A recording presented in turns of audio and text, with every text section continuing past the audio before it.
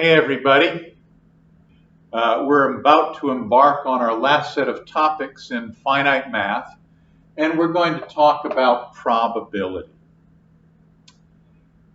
And there are a few definitions that we have to get under our belts. This one, an experiment in the sense of mathematics or probability is a hard thing to define. This is the way our authors define it.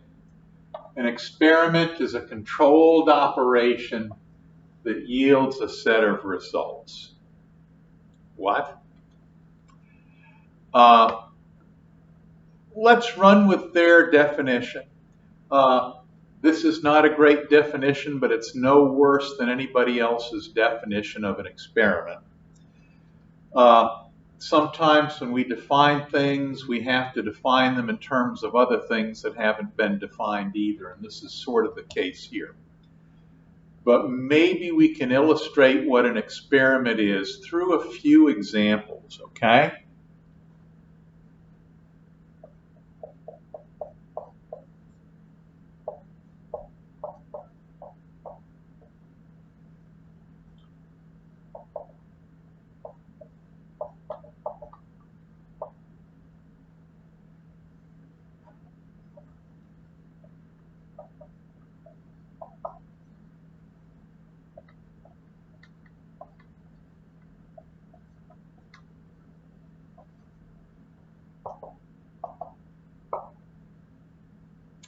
Here's an experiment that we toss a coin and we record the number of heads. So the controlled experiment or the controlled operation is the tossing of the coin 10 times. Why is it a controlled operation? Well, I guess because, first of all, we determine in advance how many times we're going to toss a coin. And then maybe we make sure that when we do toss the coin, we toss it in such a way that heads and tails seem equally likely to occur. So the tossing of a coin 10 times is the controlled operation. And the set of results, we record the number of heads, or maybe the number of heads and the number of tails. Although if we know the number of heads, the number of tails is going to equal 10 minus the number of heads, right? But anyway, this is an experiment in the sense that they're giving it. A controlled operation, tossing a coin 10 times. The set of results, we record the number of heads that we get. Let's look at another experiment.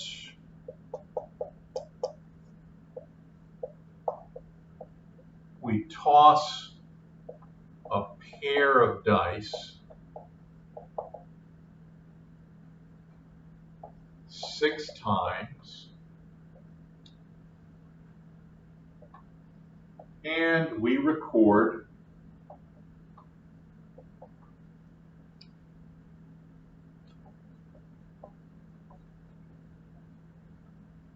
the number, and how should I say this, the sum of the dice, or the sum of the numbers on the dice,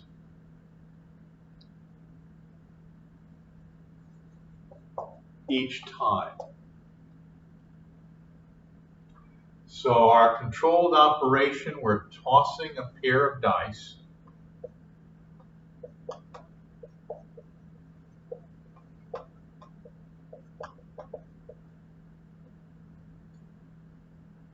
Six times, and the set of results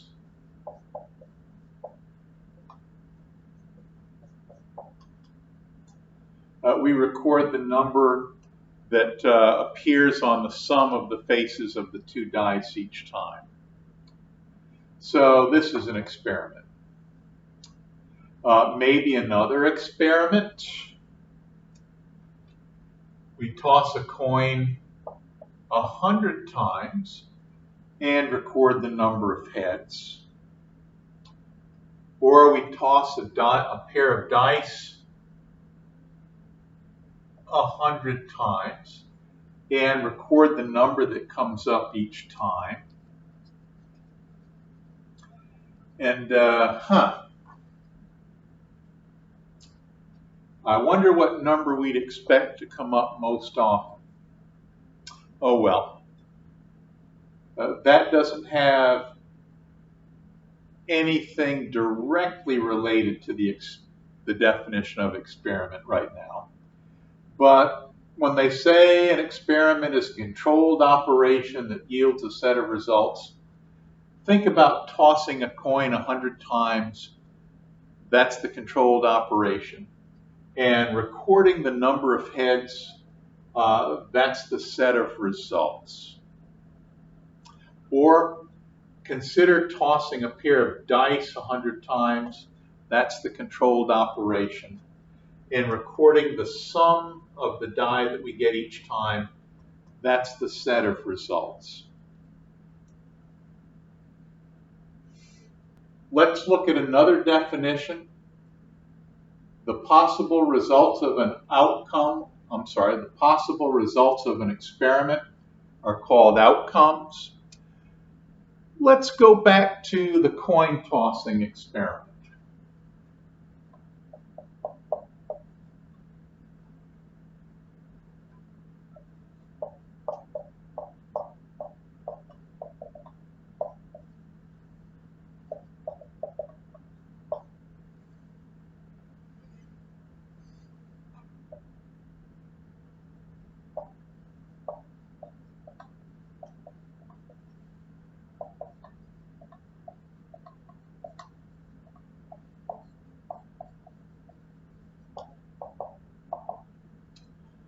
Here's our experiment. We toss a coin 10 times. That's the so-called controlled operation. And these are the results.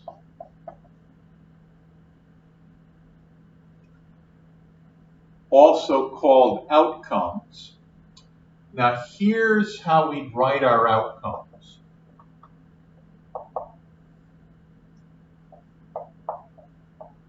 Zero heads, one head, two heads, three heads, four heads, five heads,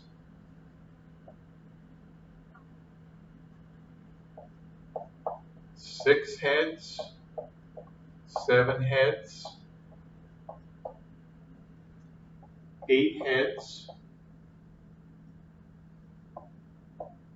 nine heads, 10 heads,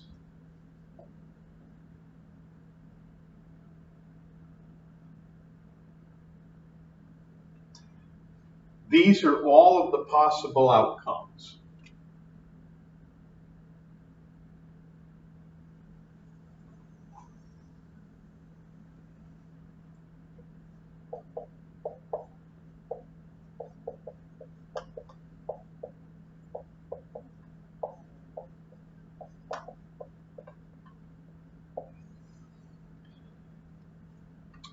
This is an outcome.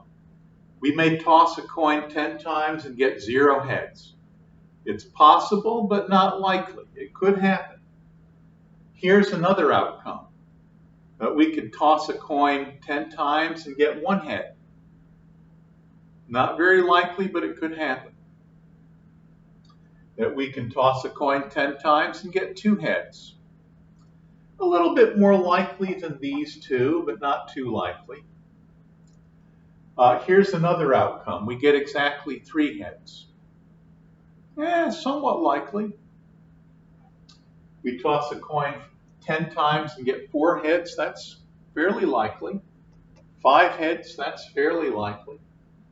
6 heads, that's fairly likely. 7 heads, not quite as likely. 8 heads, not too likely. 9 heads, 10 heads, not likely at all, but they could happen. Each of these is an outcome of the experiment of tossing a coin 10 times. So toss a coin 10 times, 0 heads is a possible outcome. 1 head is a possible outcome. 2 heads is a possible outcome. And so on and so forth. Another definition. An event, which we represent as E, capital E for event, is a subset of the outcomes of an experiment. Now let's keep this same experiment in mind just for the sake of illustration, the sake of example. We toss a coin 10 times and we record the number of heads. Now,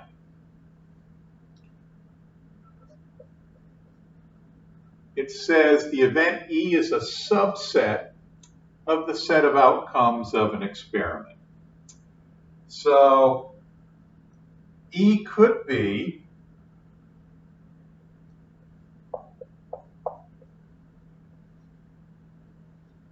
the event that we get 1 head.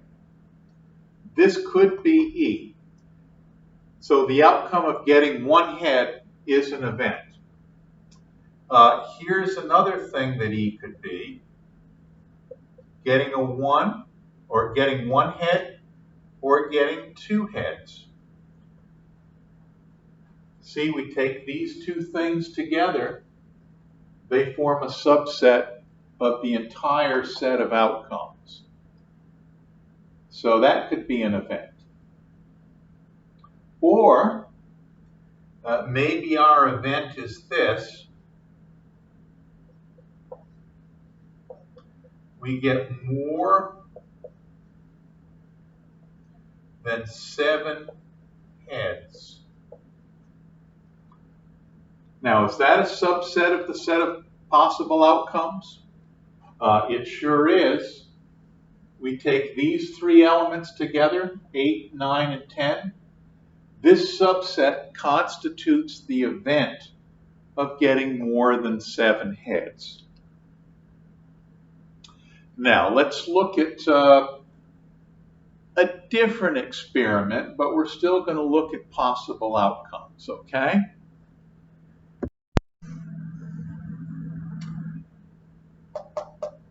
Here's another experiment.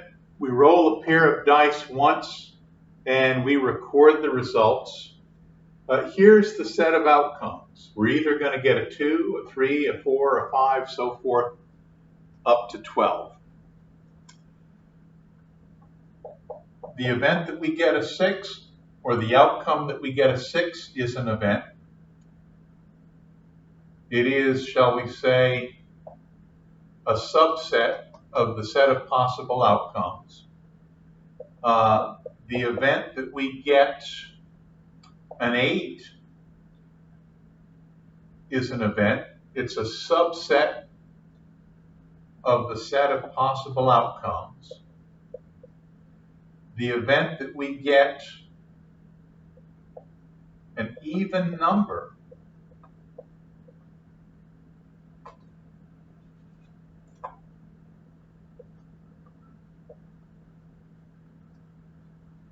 which is we either get 2, 4, 6, 8, 10, or 12. The event that we get an even number, or the outcome that we get an even number, that's an event. It's a subset of the set of possible outcomes. And the result of getting 10 or greater In other words, we get at least a 10. That's a subset of the entire set of outcomes. It's 10, 11, or 12. So this gives us an idea of what an event is in the probability sense. Probability. The probability of an event E occurring, denoted P of E, is a measure of how likely the event E is to occur. So the probability of an event measures how likely that event is to occur.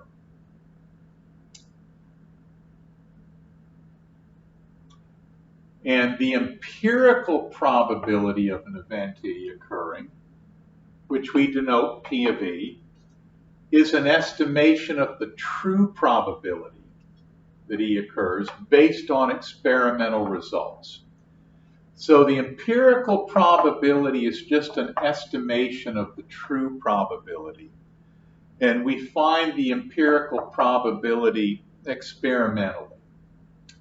The experimental probability or the empirical probability is the number of times that E occurs divided by the total number of times that the experiment is performed.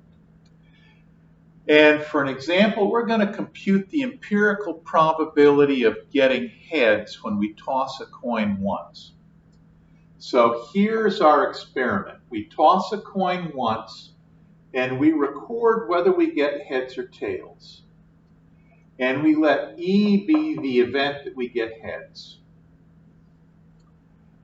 And we perform this experiment 10 times. And it turns out we get 4 heads. So the empirical probability of getting heads is the number of times we get heads, which is 4, over the total number of times that the experiment is performed. So that's going to be 4 over 10, or essentially 40%. And we look at that and say, well, if I'm tossing a coin 10 times, I'd expect to get 5 heads, not 4 heads. I'd expect to get heads 50% of the time, not 40% of the time. So this is bogus. Well, not really. Think about it this way. Suppose we have the same experiment, but we only perform the experiment once.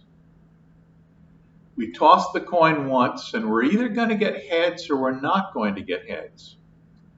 If we get heads, then the number of times we get heads is going to be 1.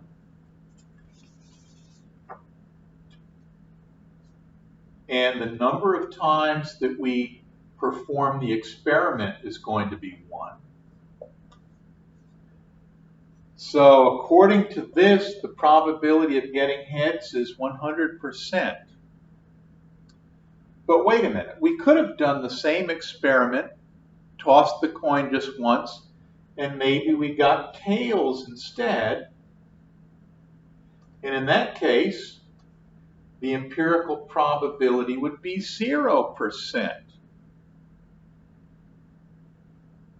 Now, is the idea of the way we're computing the probability flawed?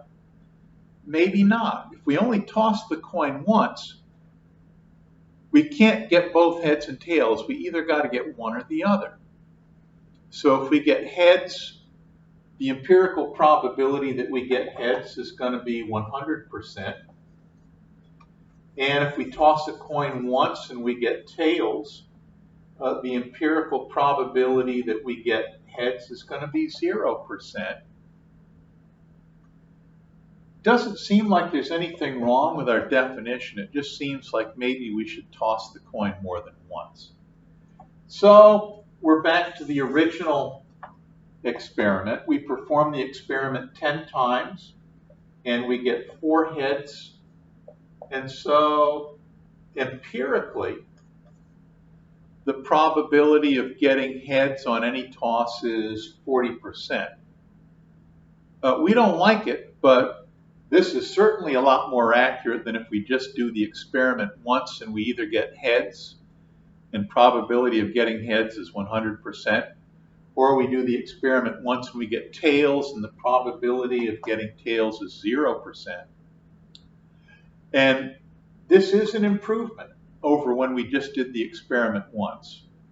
So maybe the way to improve the accuracy of our, what do we call this, empiric probability, is to perform more experiments. If we perform the experiment 10 times, maybe that's not enough. Maybe what we need to do, instead of performing the experiment 10 times, is perform the experiment 100 times. And we count the number of heads that we get, and this time we get 48 heads. And so our empirical probability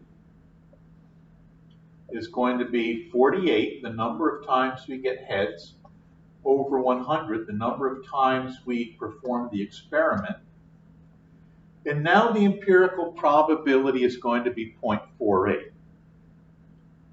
Now, if things worked out perfectly, the empirical probability would be 0.5. We'd expect to get heads 1/2 of the time. Well, maybe even if we perform the experiment 100 times, maybe that wasn't enough. So maybe instead of doing the experiment 100 times, we need to do it 1,000 times.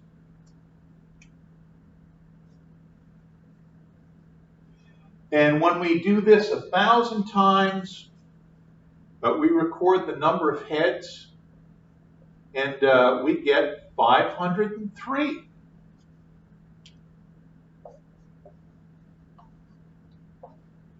And so now the empirical probability turns out to be number of times we get heads over the total number of times that we do the experiment, and that's equal to 0.503, pretty darn close to 50%.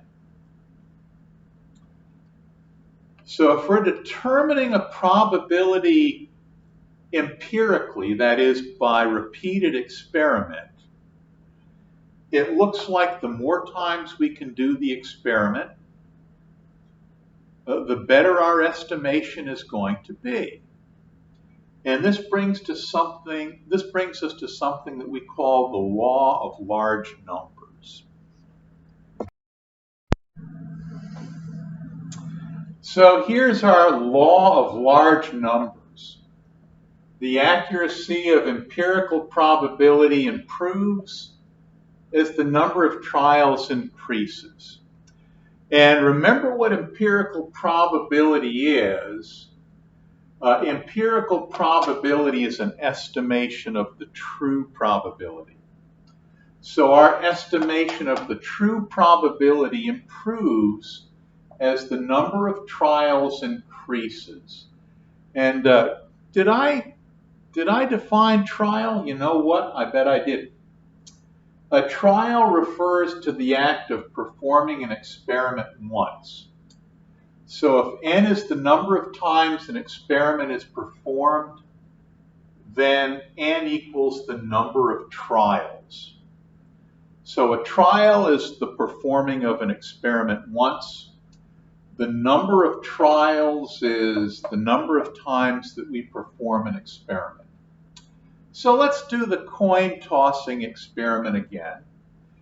E is the event that we get heads on a single coin toss. N is the number of times that the experiment is performed. So, as the number of trials increases, or the number of times we perform the experiment increases, we expect the accuracy of this probability of getting heads to increase. For example, we toss a coin 10 times and we get 4 heads. The empirical probability of getting heads based on this is 40%. Well, we would expect it to be right around 50%. This is not good. But we only did the experiment 10 times. So we do it 100 times. And we get heads 48 times. So the number of times E occurs is 48. The number of trials is 100. The empirical probability is 48 over 100, or 0.48. Well, that's pretty close to 0.5. But wow, we'd think we'd be a lot closer now. Well, let's do the experiment. Let's do the experiment 1,000 times. We do it 1,000 times and we get heads 503 times. So the number of times that we get heads is 503. The number of times that E occurs is 503. The total number of trials, or the total number of times we perform the experiment, is 1,000. So the empirical probability of getting heads is 0.503. So we're only 0.003 off from what the true probability should be. And that illustrates the law of large numbers. The accuracy of our empirical probability, that's our experimentally determined probability, improves as the number of trials increases.